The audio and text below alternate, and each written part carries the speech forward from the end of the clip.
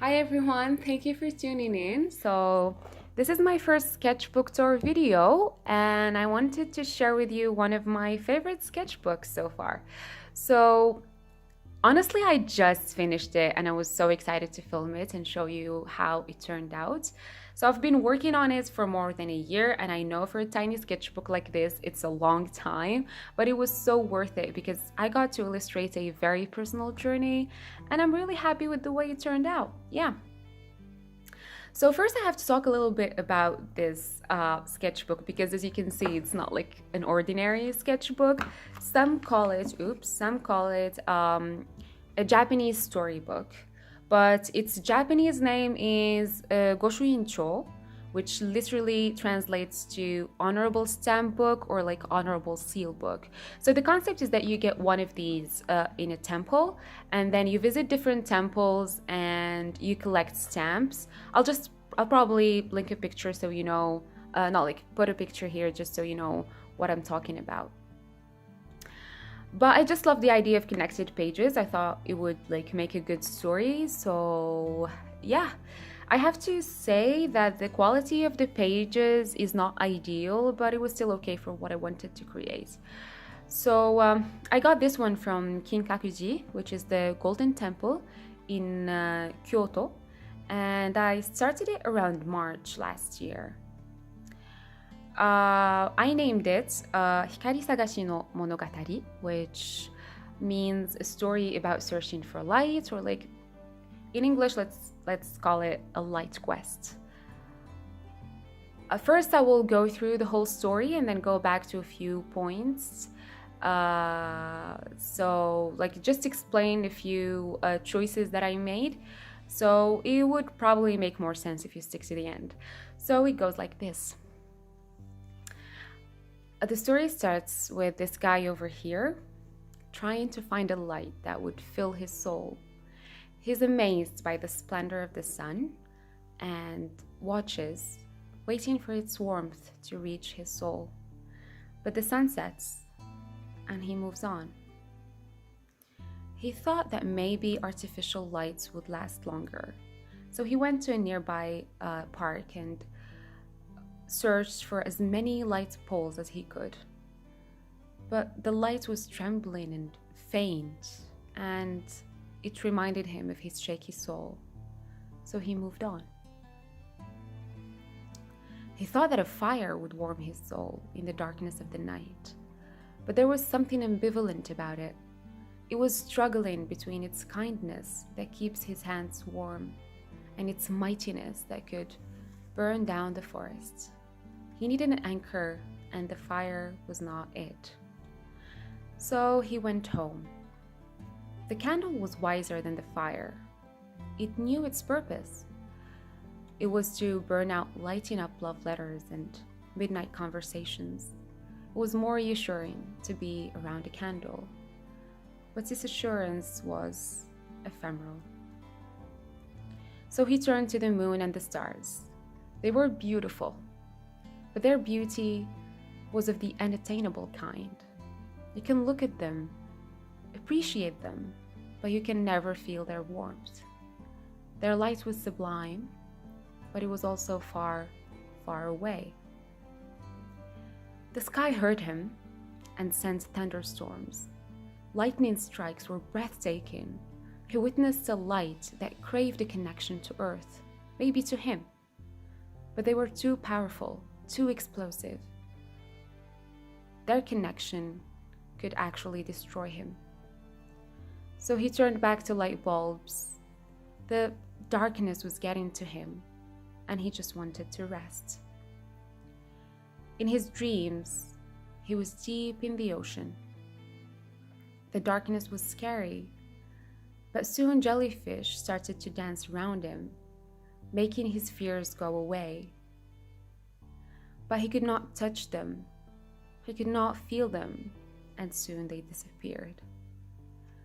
He then found himself between hundreds of fireflies.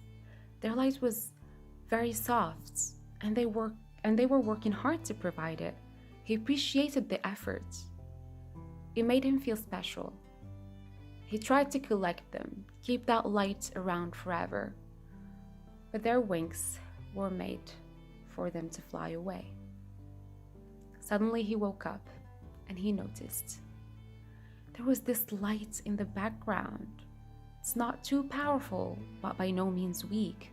It lingers around, providing him warmth, an anchor, reassurance. He followed it, and then he found her. "I was looking for this," he said. She seemed quite puzzled. She's been struggling with her heart for so long. It was painful to keep it in and too scary to open it out. So she asked, "A burning heart?" "A light," he answered. So yeah, this is how the story goes. I am no writer, but I wanted to convey my feelings while drawing this, like what I felt, the strengths and weaknesses of each source of light. So yeah, and as I mentioned before, I have to go back to a few points. First, the sun, the first page. So as you can see, there are some tangles here which don't make sense when you look at the whole story. But basically when I started, I didn't know where the story was going. I didn't know how I wanted it to end. Like I had the idea that like I wanted to make a person who's looking for lights, but I wasn't sure how like it would translate graphically. So at the beginning I just put tangles around the sun, which now don't make any sense. But you know, like when I first started drawing, like every time I don't like a page in a sketchbook, I would like actually tear it, because I didn't want something to remind me that I was still learning or that there was something wrong with my sketchbook. But now I'm just learning to embrace it. Like at the beginning, I actually had the idea of actually getting a new stamp book and starting over. But I appreciate this idea of like just a reminder of, you know, of our mistakes. So yeah, I wanted to keep it basically. Second, you may ask, was he dreaming when he saw her? And the answer is no, he was not dreaming. And how I made the difference is like by what he was wearing. So when he was outside, he would wear like a jacket with a scarf. And when he went inside his home, he hung the jacket and the scarf and he was wearing a t-shirt. But when he went to sleep, he was actually wearing underwear.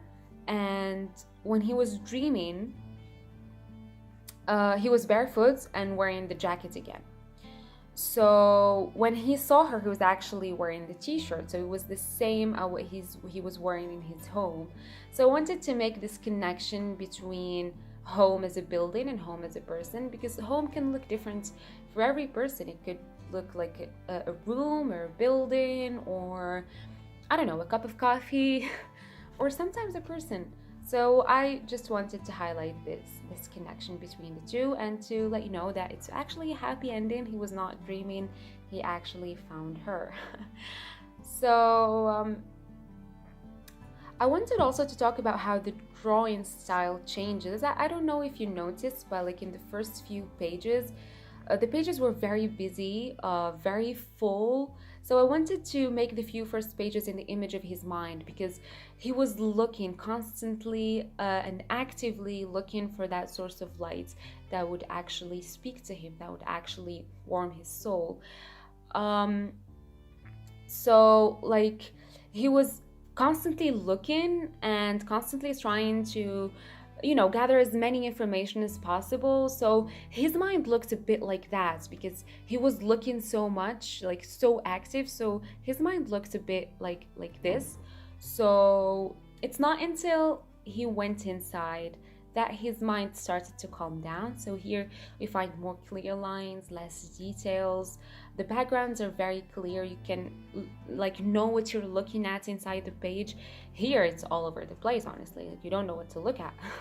So yeah, it's much clearer. And then as he actually sleeps and rests, it becomes much clearer, like nothing in the background, like it's completely white. And when you get to the end, there's nothing, there's just like two people and a clear mind, which I thought I would mention as well.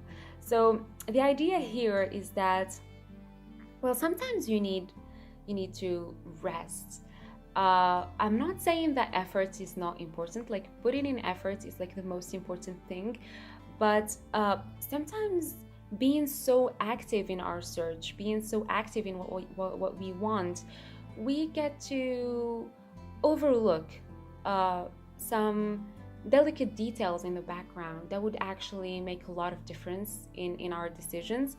So as you can see here, the tangles were trying to touch him, but he was still looking up and trying to find other things. So like the tangles or like the light in the background kind of had to wait until he wakes up and until he sees what he was actually looking for, what he was supposed to look for. And that's when he found her. Yeah. So these at the end is like Japanese for what I said before, because uh, uh, like as probably most of you already know, like the Japanese novels are written from top to bottom. So here he says, それ探してたよ, which means I was looking for this, and she answers, 燃えてる心を, are you searching for a burning heart? And then he says, 光を, which means a light. So yeah, this is how the story goes. I was actually really happy with like the formats, because I was able to like make huge pages, like connect pages. Like for example, I'm really happy with how this one turned out. Also at the end, when you look at this, like all the tangles are connected. It's not gonna fit inside the camera, but yeah, you can see all the tangles here are connected to the oops to the woman at the end. So yeah, I was really happy that I could do that. Like I'm honestly really already thinking about getting a new stamp book and thinking of a new story, because it was so much fun drawing this and coming up with all the like with how to translate graphically and artistically what I had in mind. So yeah,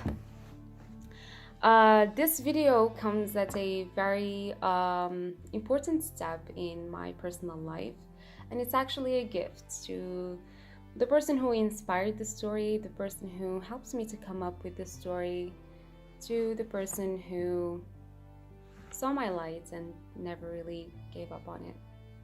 So I hope you enjoyed this sketchbook tour as much as I enjoyed making it. And yeah, if you find your light, never let it go. And yeah, take care of the people you love. Bye-bye.